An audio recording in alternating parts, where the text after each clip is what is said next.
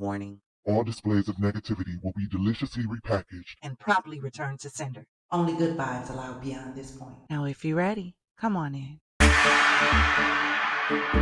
Welcome to FizzFeed Conversations. What's going on, Champagne Gang? FizzFam, Confidante. Welcome to another episode of FizzFeed Conversation, Trump Watch 2024.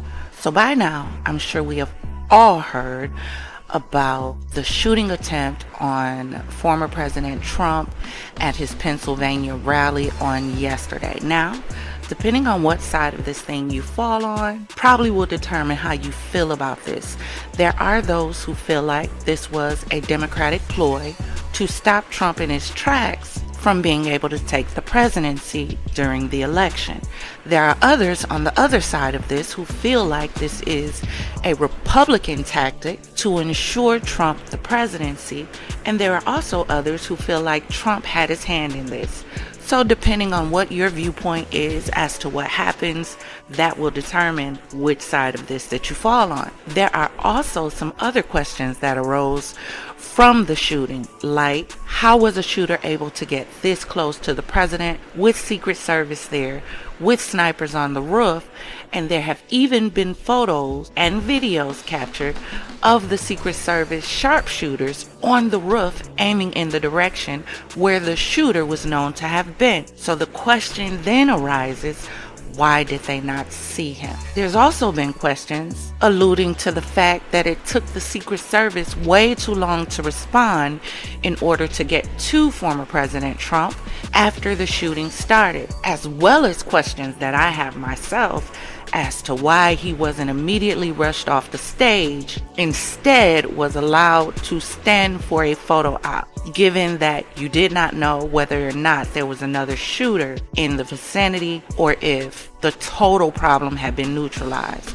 So there's a lot of questions when it comes to this shooting that took place on yesterday. Now, according to sources, the gunman who tried to assassinate former President Donald Trump at a rally is a 20-year-old from Bethel Park, Pennsylvania.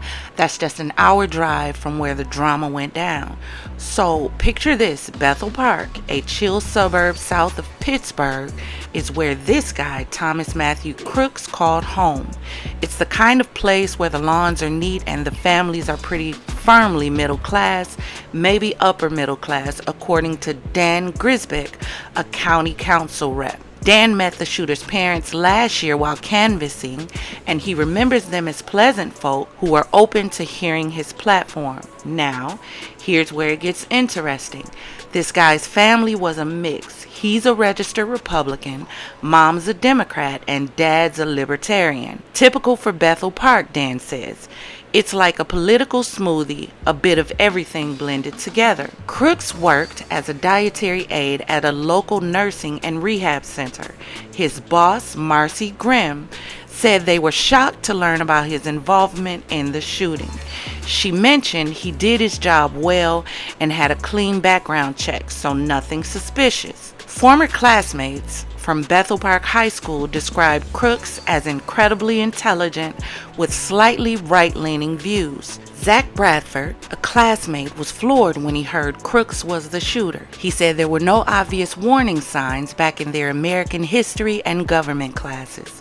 So let's talk about the nitty-gritty, right? Secret Service agents took down Crooks on Saturday after he fired from an elevated position at the rally.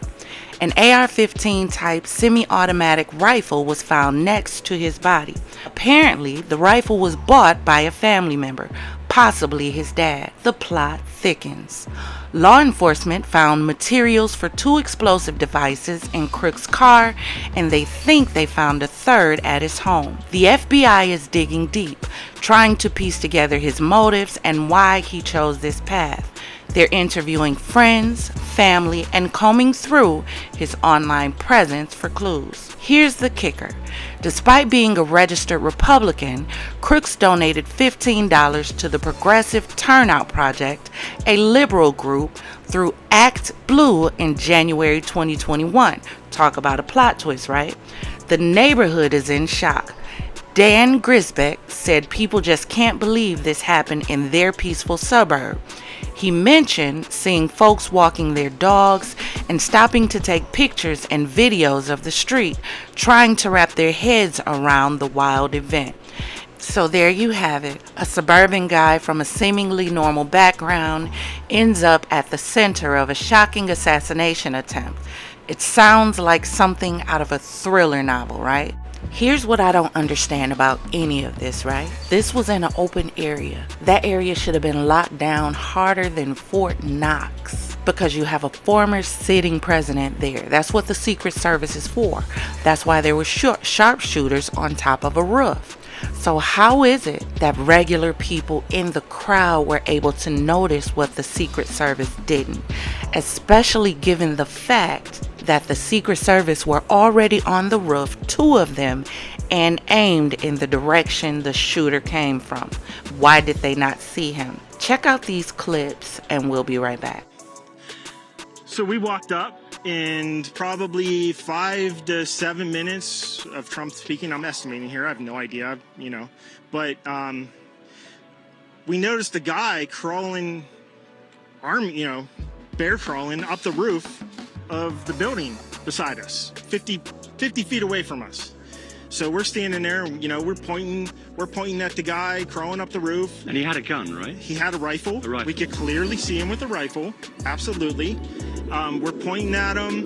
The police are down there running around on the ground. We're like, hey man, there's a guy on the roof with a rifle.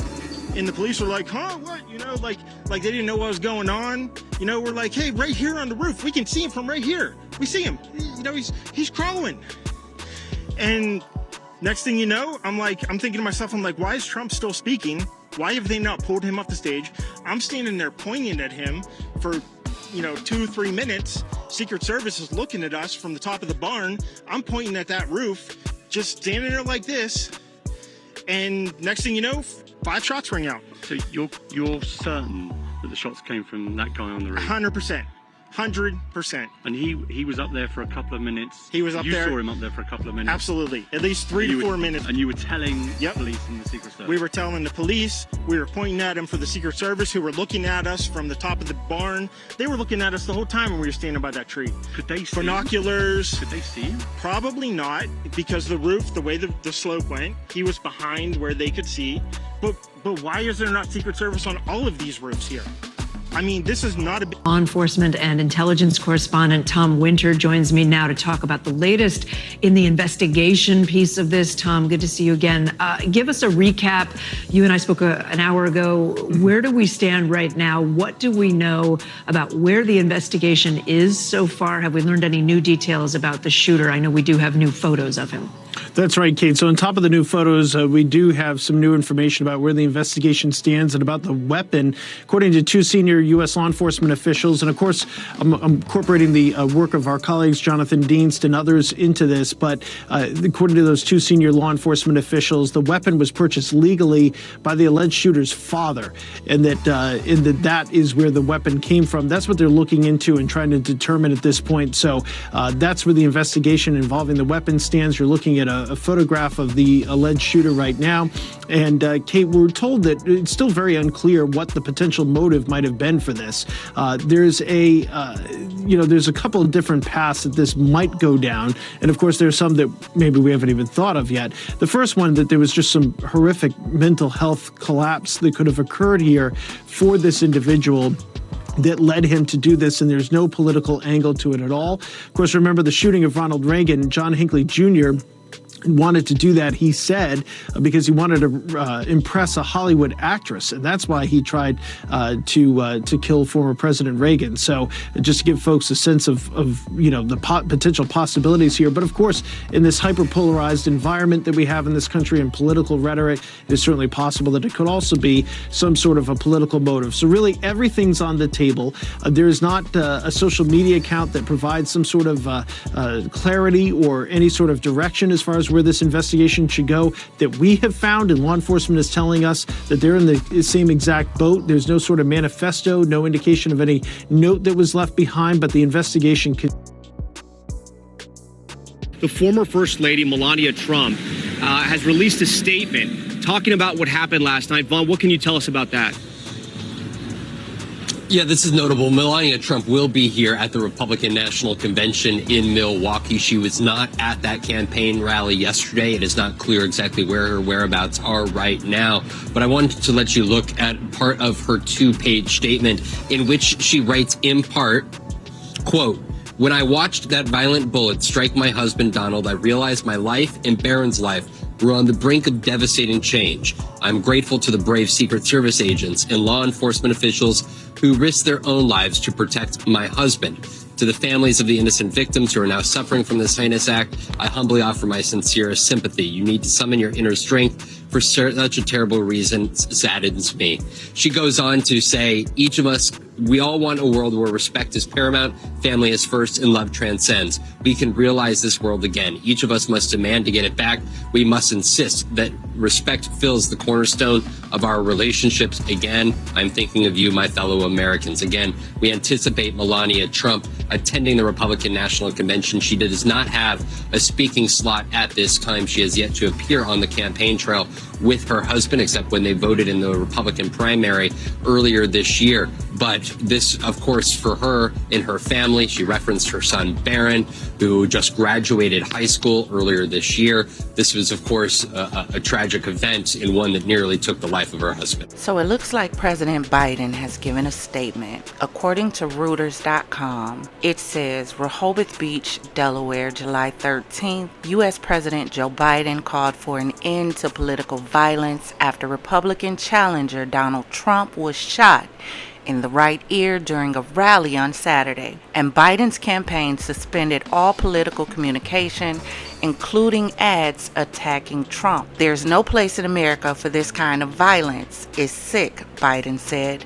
adding he had been thoroughly briefed on the matter and planned to talk to Trump. "Everybody must condemn it," Biden said. The president, 81, was at a church in Rehoboth Beach, Delaware when the shooting occurred and later headed to his residence. After releasing a written statement, Biden left the Delaware Beach house in his motorcade and headed to a local police department to speak on camera about the issue. Asked whether he thought the shooting was an assassination attempt, Biden said, "I have an opinion, but I don't have all the facts." Biden later spoke to Trump, 78, on the phone, the White House said, but it did not elaborate on the call. A Biden campaign official, who declined to be named due to the sensitivity of the matter, said the team was working to pull down our television ads as quickly as possible in response to the seriousness of the moment. The official did not offer more details. After the shooting, Senator J.D. Vance, a leading contender to be Trump's running mate,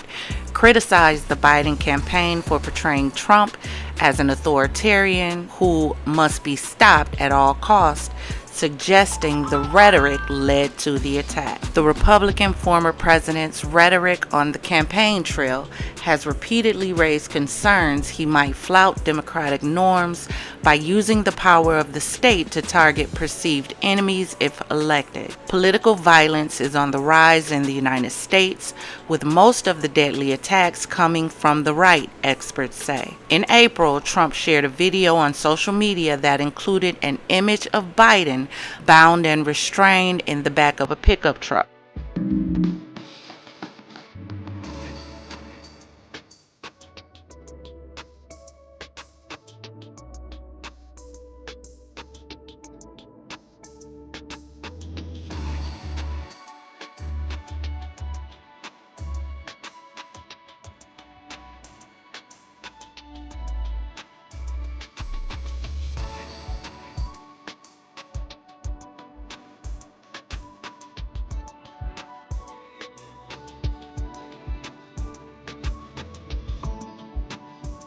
If I don't get elected, it's going to be a bloodbath for the whole. That's going to be the least of it. It's going to be a bloodbath for the country. Biden's conduct on our border is by any definition a conspiracy to overthrow the United States of America.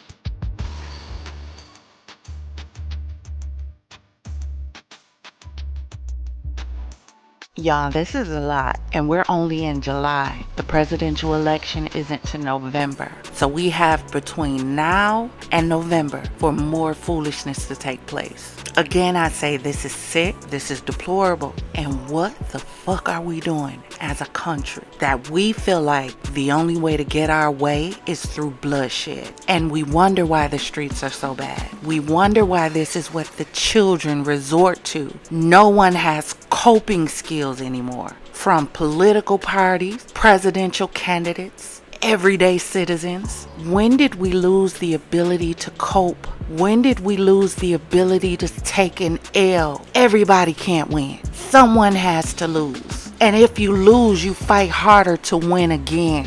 When did we become so lost as a society that the only way we know how to obtain a win is through bloodshed? This is not okay on any level. I don't care whether it was the Democratic Party who set it up. I don't care if it's an Republican fascist who's trying to make sure Trump gets the win. I don't care if Trump himself or Biden was involved. It does not matter. It shows how far we've fallen as a country, where we feel the only way to secure a win is through bloodshed. And it's sad. And it makes me wonder, what next? What next? I've said it before and I'll say it again. The oil drips from the head down. So if there's issues pooling at the bottom, you gotta check the top. And until the individuals that we put in power, or we attempt to give power into their hands, get it together at the top, we're always gonna have an issue at the bottom. That's all I have for this one. Drop in the comments and let me know what you think. What you think about Thomas Matthew Crooks. I think it's quite befitting that his last name is Crooks. But my bigger question is, what are we missing in all this? Are we paying so much attention to the shooting itself that we're missing everything behind it? That's my question. Drop in the comments and let me know what you think. Hit that like and subscribe button so you'll be notified when we jump into whichever sector we jump into for another show. Thank you for joining me in FizzFeed Conversation. Until next time. And I usually don't say this on my FizzFeed, but I feel like it's befitting for this situation and this topic. Always remember, if it doesn't cause you to elevate, it's causing you to depreciate. Until next time. See you soon.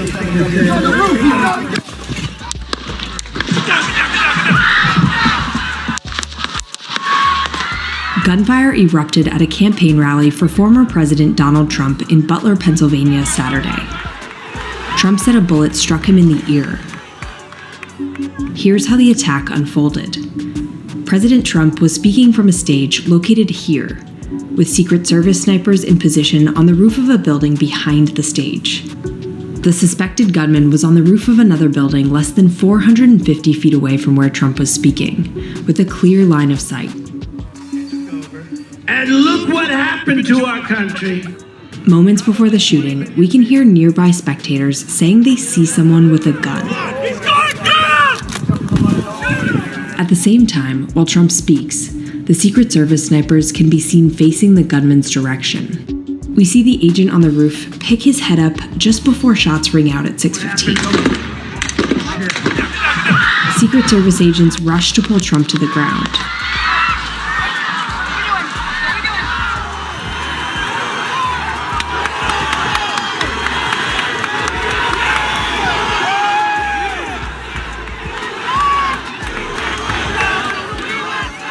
As they rush him from the stage, blood can be seen on the bleachers behind where Trump was speaking.